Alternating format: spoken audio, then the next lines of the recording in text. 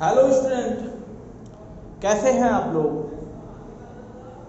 जैसा कि आप लोग जानते हैं कि हमने अपनी पिछली वीडियो में आप लोगों को संट और धारा मापी के बारे में बताया था और अब हम इसी के अगले क्रम में देखेंगे ये जो संट है या ये धारा मापी है, धारा मापी को अमीटर में कैसे चेंज करते हैं, धारा मापी को वोल्ट मीटर में कैसे चेंज करते हैं, इसके बारे में हम लोग देखेंगे बच्चों। बहुत आसान, बहुत आसानी से समझ में आ जाएगा आपको और कोशिश करेंगे हम बहुत सरल ढंग से बताने के लिए। तो हमारा आज का टॉपिक जो है वो है धारा मापी को या धारा मापी का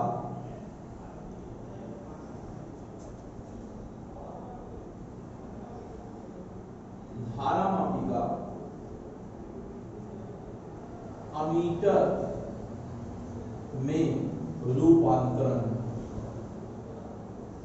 या परिवर्तन, दोनों शब्द सही है। परिवर्तन तो किसमें किसका? धारा मापी। तो धारा मापी क्या है? धारा मापी एक हमारा उपकरण है जिसकी सहायता से हम क्या करते हैं, धारा की प्रबलता का मापन करते हैं या धारा के बारे में जानते हैं। ठीक है बच्चों, अब हम इसी के धारा मापी को अमीटर में चेंज करें। तो आपका पहला क्वेश्चन होगा अमीटर है क्या, किसे बोलते हैं अमीटर? तो अमीटर भी बच्चों एक उपकरण ही है जिसकी सहायता से हम परिपथ में बहने वाली धारा का मापन करते हैं। दोनों धारा मापी से भी धारा की प्रबलता, धारा की उपस्थिति का पता लगाते हैं और अमीटर से भी हम धारा की प्रबलता का पता लगाते हैं। तो धारा मापी को अमीटर में रूपांतरित करना कैसे कर सकते हैं? तो देखिएगा, धारा मापी को अमीटर में रूपांतरित करने के लिए हम एक अल्प प्रतिरोध का तार, अल्प यानी अत्यंत, बहुत जितना अल्प हो सके, ठीक है ना, कौन सा? अल्प प्रतिरोध का तार जो है यानी कम प्रतिरोध का तार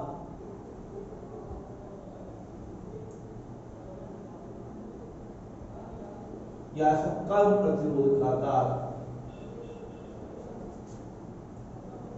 धारा मापी के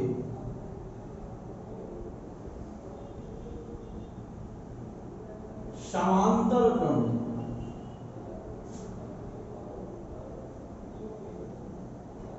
जोड़ देते। ठीक है बच्चों, तो ये आपने देखा कि क्या है अमीटर। अमीटर में बदलने के लिए क्या करना पड़ेगा आपको? अमीटर में बदलने के लिए मैंने बताया आपको कि भाई कुछ नहीं करना है, आपको एक अल्प प्रतिरोध का तार धारा मापी के समांतर क्रम में जोड़ देता है और यही तो संट में पढ़े थे, बिल्कुल इसे संट कहते हैं। ठीक है बच्चों, तो इसे हम क्या बोलेंगे? संट कहते हैं। तो सेम वही चीज, वही डायग्राम, यह है हमारा गैल्वेनोमीटर, इस पर आई धारा प्रवाहित है। तो हम इसके अपोजिट में एक अल्प प्रतिरोध का तार लगा देते हैं S, जिससे S से हमारी धारा प्रवाहित होती है और ये व्यवस्था जो है बच्चों, मान लीजिए IG धारा यहां से प्रवाहित हुई तो I माइनस IG धारा यहां से प्रवाहित हुई S, है ना। ये व्यवस्था ही बच्चों क्या कहलाती है हमारी? ये जो व्यवस्था है, ये पूरी व्यवस्था संट केवल इसको कहते हैं और ये पूरी व्यवस्था हमारी क्या कहलाएगी? अमीटर कहलाएगी बच्चों। ये जितनी व्यवस्था है हमारी, ये क्या कहलाएगी? हमारी अमीटर कहलाएगी। ठीक है ना। और आपको पता है कि यहां पास ये देखिए मिल रही है, यानी रास्ता भले अलग है लेकिन पॉइंट तो दोनों का सेम है, यानी आप कह सकते हैं कि इसमें धारामापी होगा किसका, धारामापी के सिरों के बीच विभवांतर जो होता है वही संट के सिरों के बीच विभवांतर के बराबर होता है। यानी धारा और प्रतिरोध का गुणनफल, धारा और प्रतिरोध का गुणनफल बराबर होता है। अगर हमको S का मान निकालना है तो आप क्या कर देंगे, Ig बराबर I माइनस Ig इंटू जी। ये आ गया बच्चों हमारा क्या, धारामापी को अमीटर में बदलने के लिए जो प्रतिरोध हम यूज करते हैं वो क्या यूज करते हैं, S बराबर Ig upon I minus Ig into g. ठीक है, ये जो संट का धारामापी की कुंडली पर लगी होती है इसको हम निकालने के लिए इस फार्मूले का यूज करेंगे और इसका जो परास होता है वो अमीटर में परिवर्तित हो जाएगा। ठीक है ना, ये इसका जो धारा का परास होगा वो अमीटर में चेंज हो जाएगा। ध्यान रखना है संट के प्रतिरोध कम होता है, जब संट का प्रतिरोध कम होगा तो Ig का मान भी कम हो जाएगा और Ig का मान कम होगा तो अमीटर का परास भी क्या हो जाएगा, बढ़ जाएगा। ठीक है ना, इतना सब जान गए आप लोग, बहुत अच्छा लगा। आप इसको अच्छे से पढ़िएगा, ठीक है, और इसको जानिएगा। ठीक है बच्चों, अब हम इसके बारे में, प्रतिरोध के बारे में समझते हैं थोड़ा सा। ठीक है, धारामापी का प्रभावी प्रतिरोध, प्रभावी प्रतिरोध, तो इसको जानने के लिए देख लीजिए थोड़ा सा। हमको पता है कि भाई S का जो मान होता है वो बहुत कम होता है ना, S का मान क्या होता है, बहुत कम होता है। तो जो S का कम होने के कारण आपको जो वैल्यू आएगी वो भी कम होगी, है ना। यहाँ पास ये ऑलरेडी कम है और ये ज्यादा है, इन दोनों का रेसिप्रोकल करके जोड़ोगे तो जो रिजल्टेंट ऐसा आ आएगा, रिजल्टेंट ऑलरेडी S से कम होना चाहिए। ठीक है ना, तो सीधी सी बात है, प्रभावी प्रतिरोध कम होता है। कैसे प्रभावी प्रतिरोध कम होता है, देखिए मान लीजिए हम इसको RA माने तो यह 1/G इसका प्रतिरोध है और ये S इसका प्रतिरोध है। सॉल्व करेंगे तो ये आ जाएगा GS और ये आ जाएगा S प्लस कितना G आ जाएगा और RA की वैल्यू निकालोगे तो आ जाएगा हमारा कितना बच्चों, यहीं पास लिख देते हैं, यहाँ पास RA की वैल्यू निकालोगे बच्चों तो ये आ जाएगा हमारा GS upon S plus G। यानी सीधी सी बात है, देखिए ध्यान से, आपको मालूम है कि भाई S पर डायरेक्ट डिपेंड करता है ना। तो सीधी सी बात है, इससे हमारा सीधा सीधा स्पष्ट है कि जो RA की वैल्यू होती है वो RA की वैल्यू ऑलरेडी बहुत कम होती है। देखिए यहाँ पास ऑलरेडी वैल्यू कम है, हम इसमें प्लस G करके डिवाइड कर रहे हैं, यानी सीधी सी बात है ये ज्यादा होगा वैल्यू, इसकी वैल्यू तो ऑलरेडी ज्यादा होगी, है ना। और इसकी वैल्यू जब ज्यादा होगी तो सीधी सी बात है इसकी वैल्यू क्या हो जाएगी, कम हो जाएगी। यानी S जो होता है, S RA जो रिजल्टेंट प्रभावी प्रतिरोध होता है वो और कम होता है, किसका, अमीटर का। अमीटर का जो प्रभावी प्रतिरोध होता है बहुत कम होता है बच्चों। तो हम यहाँ पास इसको लिख सकते हैं क्या, अमीटर का प्रभावी प्रतिरोध बहुत कम होता है। ठीक है ना। अब अगर हम एक पॉइंट इसमें याद रखना है, आदर्श अमीटर का प्रतिरोध, ये पेपर में कई बार पूछा गया है बच्चों, ये कई बार पूछा जाता है कि आदर्श अमीटर का प्रतिरोध कितना होता है। अब देखिए मैंने S के बारे में यही बताया कि बहुत कम प्रतिरोध, संट को हमने पहले ही बताया कि कम प्रतिरोध का तार लगाते हैं। अगर संट को कम बताया है तो सीधी सी बात है, संट ही कम है तो आप ये भी लगा सकते हैं कि भाई संट से भी कम, यानी इसका प्रतिरोध लगभग बहुत कम रहता है, यानी बहुत कम रहता है। यानी सीधी सी बात है, हम क्या लिख सकते हैं, यहाँ लिख सकते हैं कि इसका आदर्श की स्थिति में कम यानी बिल्कुल जीरो। आदर्श अमीटर का प्रतिरोध क्या होता है बच्चों, शून्य होता है। याद रखना है कि आदर्श अमीटर का जो प्रतिरोध होता है वो क्या होता है बच्चों, शून्य होता है। आदर्श अमीटर का प्रतिरोध कितना होता है, शून्य होता है। होता है, ठीक है ना, याद रखिएगा, ठीक है। आदर्श एमीटर का प्रतिरोध हमेशा शून्य होता है। इसके अलावा परिपथ में जोड़ते कैसे हैं, पेपर में ये भी पूछ लेता है कि एमीटर को परिपथ में किस तरह जोड़ते हैं, श्रेणी क्रम में या समांतर क्रम में। तो परिपथ में जो जोड़ते हैं एमीटर को, एमीटर को परिपथ में जोड़ना, तो ध्यान रखना है बच्चों, परिपथ में अगर जोड़ना होगा एमीटर को, तो याद रखना है एमीटर, देखिए यहाँ एक बात को, कॉन्सेप्ट को दिमाग में बैठा लीजिए।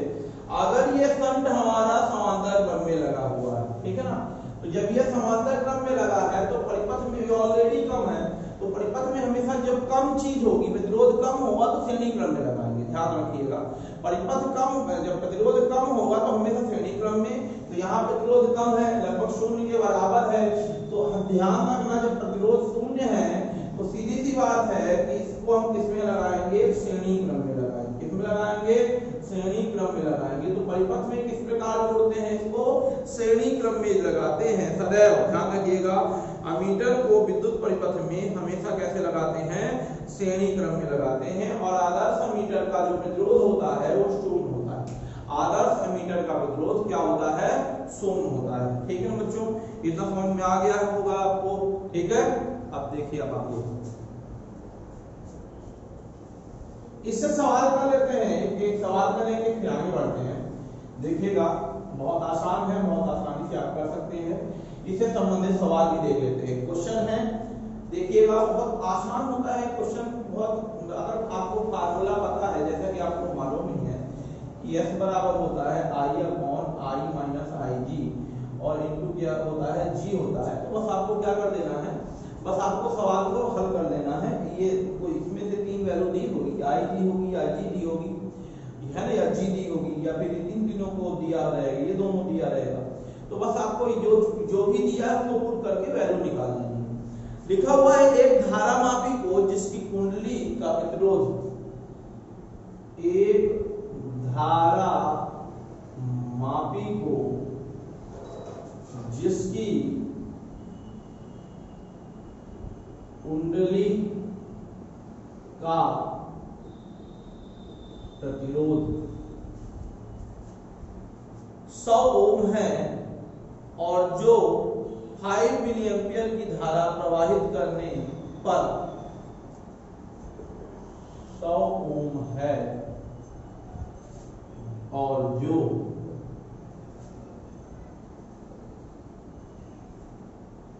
5 मिली एम्पियर की धारा प्रवाहित करने पर पूर्ण स्केल विक्षेप देता है, पूर्ण स्केल विक्षेप देता है।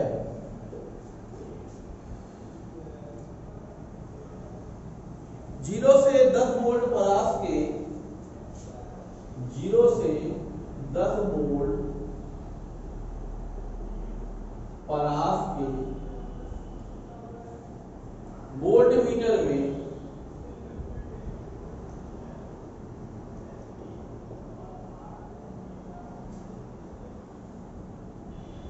परिवर्तित करने के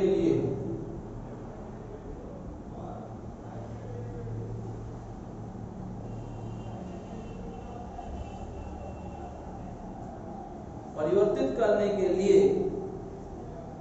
आवश्यक प्रतिरोध के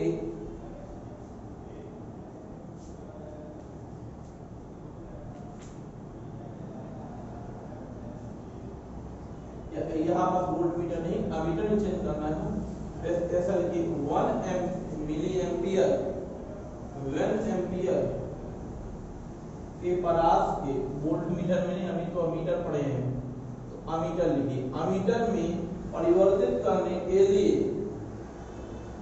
आवश्यक प्रतिरोध की गणना कीजिए, आवश्यक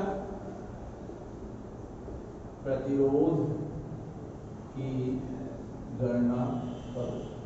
देखिए सवाल है हमारा, एक धारामापी जिसकी कुंडली का प्रतिरोध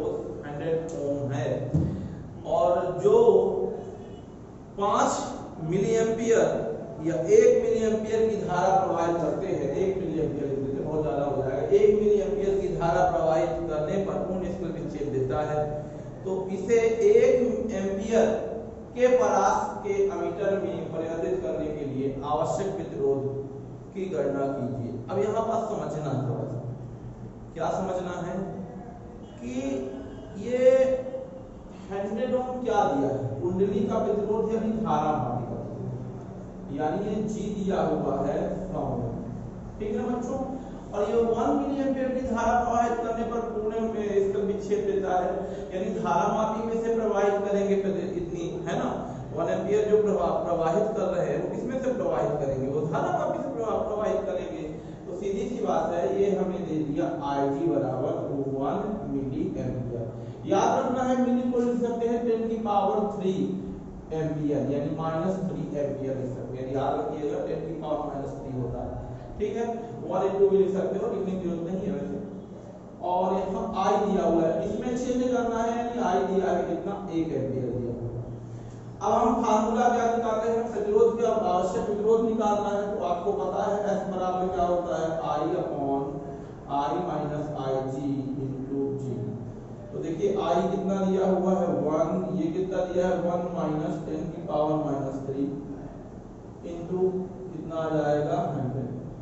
तो देखिए अब इसको सॉल्व कैसे करें, आपके लिए सबसे बड़ी समस्या यही आ जाती है कि इसको भाई सॉल्व कैसे करें। समझिए थोड़ा सा, इसको मैं शॉर्ट में सॉल्व कर देता हूं, करने के बहुत तरीके हैं, जो आपको समझ में आए उसको मैं बता रहा हूं, ठीक है। देखिएगा इसको भाई 1 से तो 10 की पावर -3 तो घटाया नहीं जा सकता, तो ये बताइए 1 की पावर -3 है क्या, 1 की पावर -3 वास्तविकता में है क्या। तो इसको दो तरीके हैं, या तो आप इसको अपॉन करके सॉल्व कर डालिए, या तो आप इसको चेंज कर दीजिए इस टर्म में, 1 को चेंज किया जा सकता है। तो ये बताइए अगर हम 1 को चेंज करेंगे 10 की पावर -3 में, तो यहाँ पर देखिए 1 था, हमने इसमें ये ऐसा समझिए कि हमने 1000 कर दिया, 1000 करेंगे तो 1000 का इंटू भी करना पड़ेगा, तो लिख सकते हो 1000 इंटू 10 की पावर 1000 10 की पावर -3। तो 1 को चेंज करने के लिए, जैसे मान लीजिए यहाँ पास हमने 1000 का मल्टीप्लाई किया, तो यहाँ पास ये देखिए 1000 का डिवाइड और 500 का इंटू, तो ये इसको हमने लिख दिया ये, ठीक है, और ये 1000 आ गया, कितना आ गया 1000 आ गया। तो इसको इस तरह लिख सकते हैं, तो यहाँ पास पुट कर देते हैं वैल्यू, तो कितना आ जाएगा हमारा वैल्यू, इसको समझ में आ गया ना। तो इसको क्या लिख सकते हैं 1000 इंटू 10 की पावर 1, तो ये हो गया 1 अपॉन 1000 इंटू 10 की पावर -3 माइनस 10 की पावर -3, है ना, इंटू में 100 ऊपर लिख दिया, ठीक है। अब देखिए 1 माइनस करेंगे तो कितना आ जाएगा, 1 माइनस करेंगे तो क्या आ जाएगा 100 अपॉन 999 इंटू 1000, कितना आ जाएगा 999 इंटू 1000, यानी कि 10 की पावर 3 जिसे बोलते हैं माइनस। ये -3 ऊपर जाएगा तो ये आ जाएगा 100 अपॉन इंटू 10 की पावर 3 इंटू 999, ठीक है। तो ये कुछ आ गया हमारा, है ना।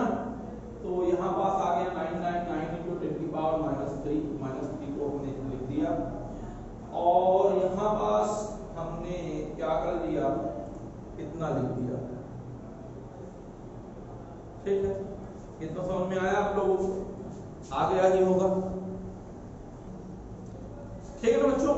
देखिए एक चीज और, यहाँ पास फार्मूला क्या होता था हमारा, Ig होता था शायद, हाँ Ig था ना, Ig इंटू होता था, तो यहाँ पास Ig की जगह क्या आ जाएगा 10 की पावर 3 आ जाएगा, वो भी किसका, यहाँ भी आ जाएगा इंटू 10 की पावर -3, और यहाँ पास भी आ जाएगा देखो इंटू 10 की पावर -3, और ये से ये कैंसिल हो जाएगा बच्चों, और ये जब कैंसिल हो जाएगा तो ये कुछ इस तरह आ जाएगा, इसको लिख सकते हो 0.1 ओम S बराबर, सॉल्व करोगे तो कितना ये आएगा लगभग, ये आ गया हमारा कितना, ये आ गया हमारा धारा मापी का आवश्यक प्रतिरोध, ठीक है ना बच्चों, समझ में आ गया होगा।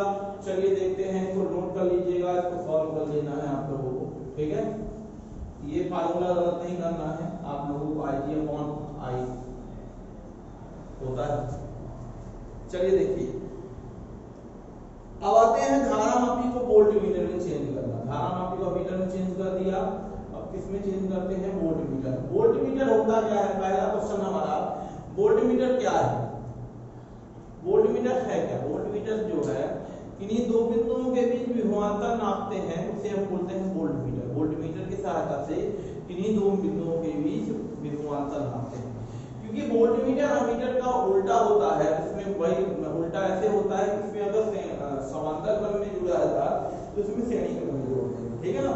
तो इस आप लिख सकते हैं क्या, धारा मापी को वोल्ट मीटर में परिवर्तित करने के लिए, किसमें परिवर्तित करने के लिए? वोल्ट मीटर में परिवर्तित करने के लिए। अब देखिए उसमें हम क्या करते थे, अल्प प्रतिरोध का तार समांतर क्रम में, तो इसमें क्या करेंगे, उच्च प्रतिरोध का तार श्रेणी क्रम में, ठीक है ना। तो क्या यूज करेंगे हम, उच्च प्रतिरोध का तार श्रेणी क्रम में यूज करेंगे। तो क्या यूज करेंगे बताइएगा इसमें, तो ये ध्यान रखिएगा, हम श्रेणी क्रम में यूज करते हैं उच्च प्रतिरोध का तार। तो करने के लिए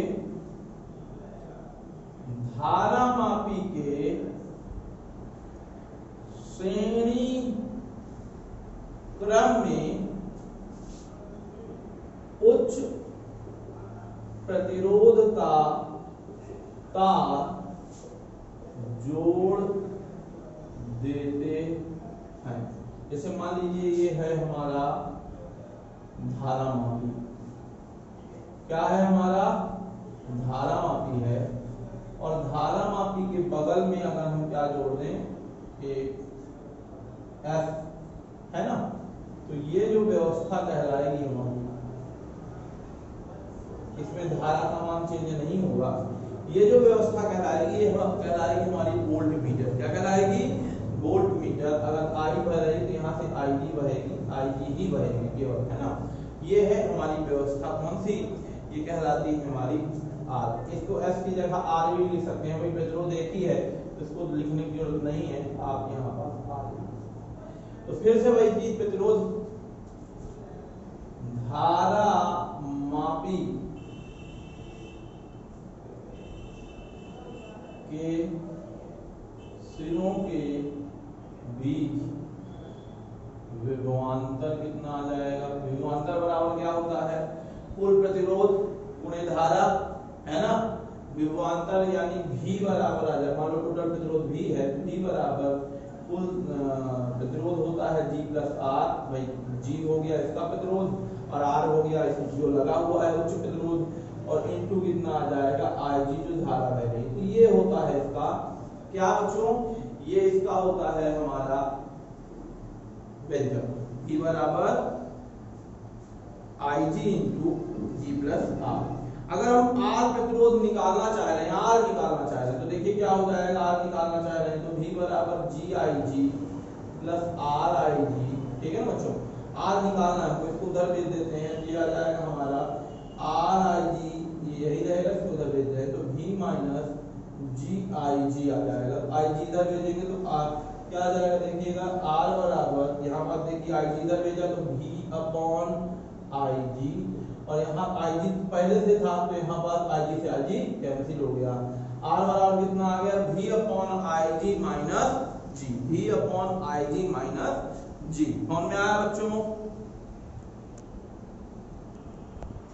तो बच्चों ये है हमारा R निकालने की, वोल्ट मीटर में जब बदलेंगे धारा मापी को वोल्ट मीटर में जब रूपांतरित करेंगे तो R कितना होगा, V upon IG minus G होगा, ठीक है ना बच्चों।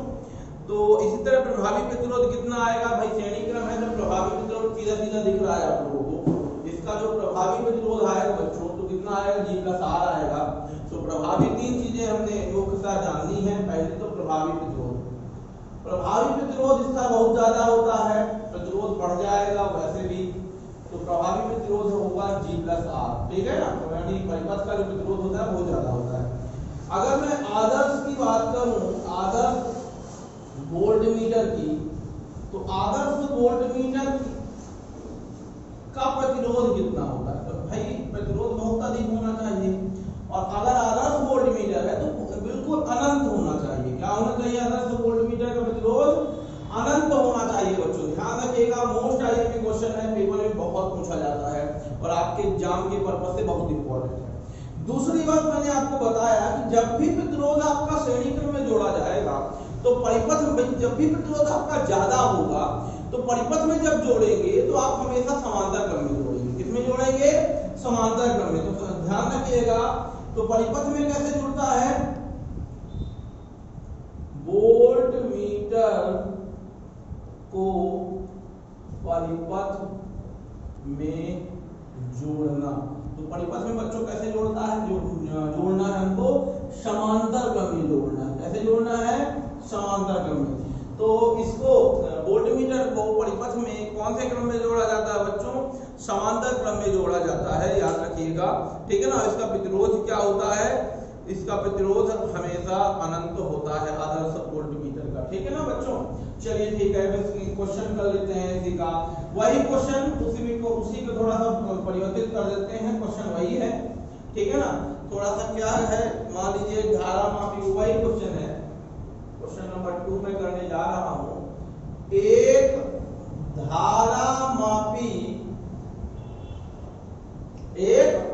धारा मापी को उसकी कुंडली का प्रतिरोध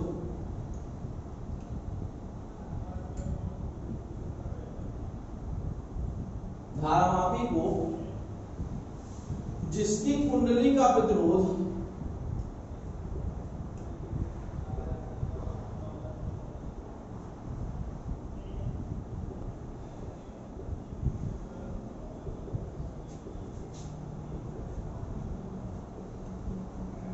सौ ओम है। ओम किसका मात्रक होता है? प्रतिरोध का। याद रखिएगा बच्चों, छोटी छोटी बातें याद रखिएगा, ठीक है। और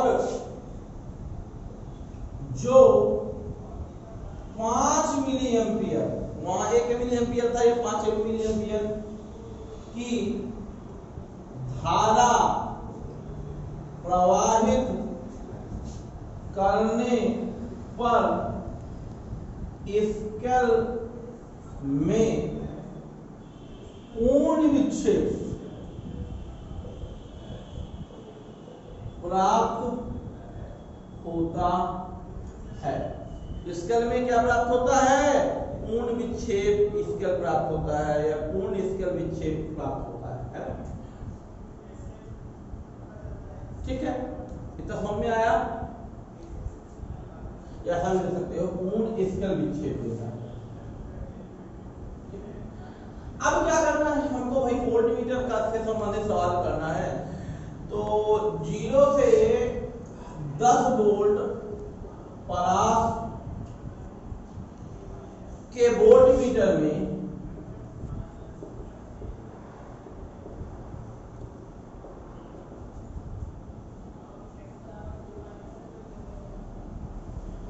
परिवर्तित करने के लिए आवश्यक प्रतिरोध का मान, परिवर्तित करने के लिए आवश्यक प्रतिरोध का मान ज्ञात करें।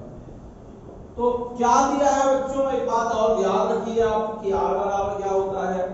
R बराबर होता क्या है हमारा, ध्यान देखिएगा। क्या निकाला था हमने? R बराबर जो निकाला था IG, इसके बटे IG अपॉन या V upon IG minus G, यही निकाला था ना, V upon IG minus G। तो यहाँ देखिए क्या क्या दिया हुआ है। पहले तो प्रतिरोध R बराबर 100 ओम दिया हुआ है।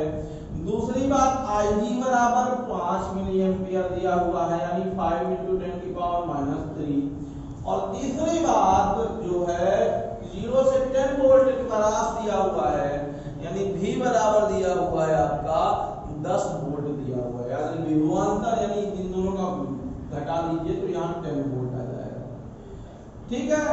हमको क्या निकालना है भाई? हमको G निकालना है। तो G बराबर कितना है भाई? फॉर्मूले में रख देते हैं। R बराबर V upon IG minus G, है ना। तो R नहीं, ये बोल सकते हो G दिया हुआ है ना। तो क्योंकि धारामापी की कुंडली का प्रतिरोध हो रहा है, धारामापी की कुंडली का प्रतिरोध G होता है। तो यहाँ पास क्या हो जाएगा? R बराबर 10 अपॉन IG कितना है हमारा? 5 × 10⁻³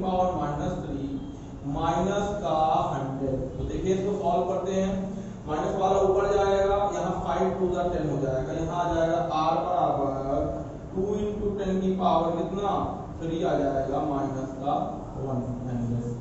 इसको लिख सकते हो 2000 है ना, और माइनस 100 करोगे तो कितना आ जाएगा, ये आ जाएगा हमारा 2000 में 100 घटाते हैं तो कितना आ जाएगा भाई, 1900 आ जाएगा। तो इसको कैसे लिख सकते हो 1.9 इंटू 10 की पावर 3 लिखा जा सकता है। और ये किसमें आएगा, ओम में आएगा। तो बच्चों तो कितना प्रतिरोध लगाया गया है, इसका प्रतिरोध जो है 1900 ओम लिखिए या 1.9 इंटू 10 की पावर 3 ओम लगाया गया है। ठीक है ना बच्चों, ठीक है।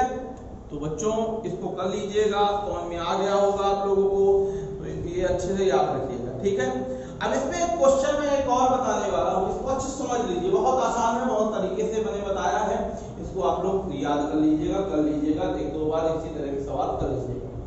क्वेश्चन पेपर में ये आ जाता है कि धारा मापी का प्रतिरोध, अमीटर का प्रतिरोध, वोल्टमीटर का प्रतिरोध दिया हुआ है, तो इसको घटते या बढ़ते क्रम में लिखिए। तथ्यात्मक क्वेश्चन भी दिया होगा आपकी बुक में कि इसके किसका प्रतिरोध, एक धारा मापी का प्रतिरोध आ गया, वोल्टमीटर का प्रतिरोध आ गया और अमीटर का प्रतिरोध आ गया।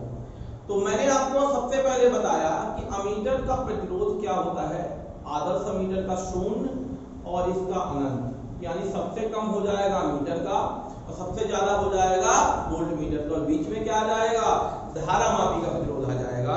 तो ध्यान रखना है बच्चों, धारा मापी का प्रतिरोध और बीच में रहेगा, सबसे ज्यादा प्रतिरोध होता है किसका, वोल्टमीटर का, फिर उसके बाद धारा मापी का, फिर सबसे कम होता है प्रतिरोध किसका, अमीटर का। तो बच्चों ये था हमारा आज का video. Thank you for watching this video and thank you to all, धन्यवाद।